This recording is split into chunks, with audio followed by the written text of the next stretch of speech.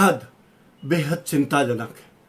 उन्होंने कहा है कि जिन लोगों को फ्रिंज एलिमेंट कहा जा रहा है, Nupur Sharma and Naveen Jindal and company, ये कोई फ्रिंज एलिमेंट नहीं है, ये एक आइडियोलॉजी है।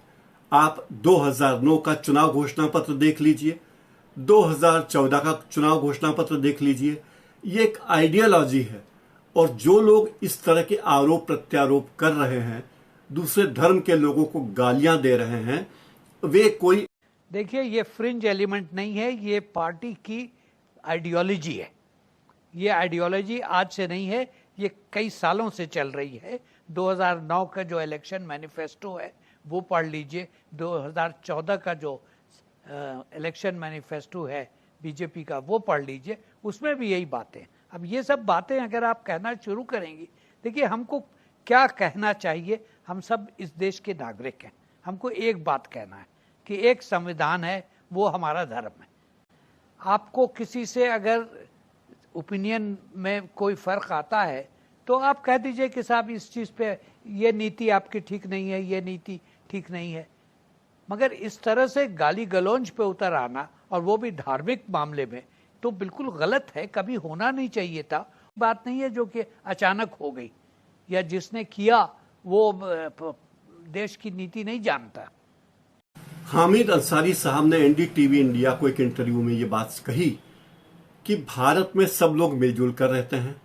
दुनिया में सबसे ज्यादा मुस्लिम आबादी के मामले में भारत तीसरा बड़ा देश है। इंडोनेशिया और बांग्लादेश के बाद भारत में सबसे ज्यादा मुसलमान हैं। लेकिन फिर भी वो कौन लोग हैं, वो कौन सी आइडियोलॉजी है जो इस देश में मुसलमानों पर तोहमतें लगाती है। धर्म, इस्लाम धर्म के मानने वाले इस देश में बहुत हैं। सबसे दुनिया में हमारा तीसरा नंबर है, इंडोनेशिया के बाद, बांग्लादेश के बाद। तो हमारे लिए इस्लाम धर्म कोई अजूबा चीज नहीं है, आज से नहीं, 1000 साल से है। हामिद अंसारी साहब ने साफ साफ कहा कि बात केवल खाड़ी के देशों की नहीं है। खाड़ी के देशों ने जो प्रतिक्रिया व्यक्त की वो जेन्युइन थी। बात इंडोनेशिया से लेकर नॉर्थ अफ्रीका के देशों तक जाती है। दुनिया में एक बड़ी संख्या में लोग उस धर्म को मानते हैं, और धर्म के नाम पर ऐसी गाली गलौज करना किसी को भी शोभा नहीं देता। और ये बात इसीलिए चिंताजनक है कि भारत जैसे देश में इस तरह की आइडियोलॉजी पनप रही है कि एक संविधान है, वो हमारा धर्म है। सरकारी तौर पे हमारा एक धर्म है, वो कॉन्स्टिट्यूशन का धर्म है। तो अगर किसी पार्टी में ये प्रोपेगेंडा हो रहा है कि वो इस धर्म के मानने वाले लोग हमारे जैसे नहीं हैं, हमसे अलग हैं, हमारे देश के नागरिक नहीं हैं, इनको रहने को हम यहाँ कह सकते हैं, मगर वो रहेंगे यहाँ बराबरी के उस पे नहीं, तो ये तो संविधान के खिलाफ बात है, कानून के खिलाफ बात है। तो ये ऐसी चीज एक्सीडेंटल नहीं हुई है, ये उस पार्टी में ये आइडियोलॉजी डेवलप की गई है और उसका ये नतीजा है। कुल ये उम्मीद थी, इसलिए कि जब पॉलिटिकल लेवल पे बात बिगड़ती है तो उसको ठीक करने का काम भी पॉलिटिकल लेवल पे होता है। ये चीज़ प्रधानमंत्री के लेवल पे होनी चाहिए थी, पार्टी चीफ के लेवल पे होनी चाहिए थी, विदेश मंत्री के लेवल पे होनी चाहिए थी, तीनों में से कोई नहीं किया गया। कि सुप्रीम कोर्ट ने एक फैसला दिया था एक जगह के लिए, अयोध्या में सबने मान लिया, मुसलमानों ने भी माना, उनको अच्छा नहीं लगा जिस तरह से फैसला दिया गया, मगर उन्होंने मान दिया। और सबको उम्मीद ये थी कि उसके बाद ये विवाद हमेशा के लिए ख़त्म हो गया है। अब इसको दोबारा जिंदा किया जा रहा है।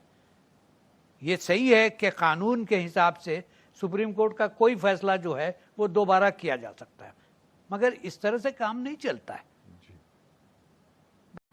हामिद अंसारी साहब ने साफ साफ कहा है कि हमारी आबादी यानी मुस्लिमों की आबादी इस देश में 14.5 यानी 14.5% है। करीब 20 करोड़ मुसलमान भारत में रहते हैं, लेकिन उन लोगों को जो एप्रोप्रिएट रिप्रेजेंटेशन मिलना चाहिए वो नहीं मिल रहा है। लोकसभा में नहीं मिल रहा है, विधानसभाओं में नहीं मिल रहा है। देश में आप हमको नागरिक समझते हैं कि नहीं समझते? पहली बात तो ये, बराबरी का नागरिक समझते हैं कि नहीं समझते? अगर बराबरी का नागरिक समझते हैं तो हमको वो तमाम चीजें दीजिए जो एक नागरिक को देनी चाहिए। और वो क्या चीजें हैं? 4 चीजें नागरिक मानता है या मुसलमान धर्म का नागरिक मानता है। नंबर 1 ये कि फिजिकल सिक्योरिटी और आइडेंटिटी। अगर मैं मुसलमान हूं तो मुझे मानिए कि मैं मुसलमान हूं और मुझे वही फिजिकल सिक्योरिटी दीजिए जो कि तमाम और देशवासियों को दिया जाता है। नंबर 1। नंबर 2 ये कि एजुकेशन एंड एम्पावरमेंट, वो तमाम फैसिलिटीज देनी चाहिए जिससे कि हम फूलें फलें। नंबर 3 ये कि हमें आप एक जो सरकार की तरफ से फैसिलिटीज मिलती हैं उसमें हमको बराबरी की फैसिलिटीज देनी चाहिए। और नंबर 4 ये कि जो सरकार का संविधान का फैसला करने का तरीका है उसमें हमको भी शरीक रखिए। अब आप एक यहाँ पे सिचुएशन बन रही है कि कोई एमएलए नहीं है, कोई एमपी नहीं है। क्यों नहीं है भाई? हमारी आबादी जो है वो 14.5% है, 200 मिलियन से ज्यादा है, छोटा मोटा नहीं है। अब देखिए मैं उस पर नहीं जाता हूं कि किसको दिया किसको नहीं दिया, वो उनका हक है, वो जिस तरह से अपना फैसला करें। मगर उनको ये देखना चाहिए था ना पार्टी लीडरशिप के लेवल पे कि रिप्रेजेंटेशन जो है वो अप्रोप्रिएट है कि नहीं है। पूर्व उपराष्ट्रपति की बातें बहुत से लोगों को नागवार गुजरेगी। एनडीटीवी इंडिया को दिए गए इंटरव्यू में उन्होंने बहुत सी बातें साफ साफ कही। एक और बात यह है कि आज ही भारत में नए राष्ट्रपति के लिए चुनाव की अधिसूचना जारी हो गई है। अब मुझे दीजिए इजाजत। मेरे चैनल को लाइक कर लीजिए, सब्सक्राइब कर लीजिए और बेल आइकन जरूर दबा दीजिए ताकि मेरे आने वाले वीडियोस की सूचना आपको मिलती रहे। धन्यवाद।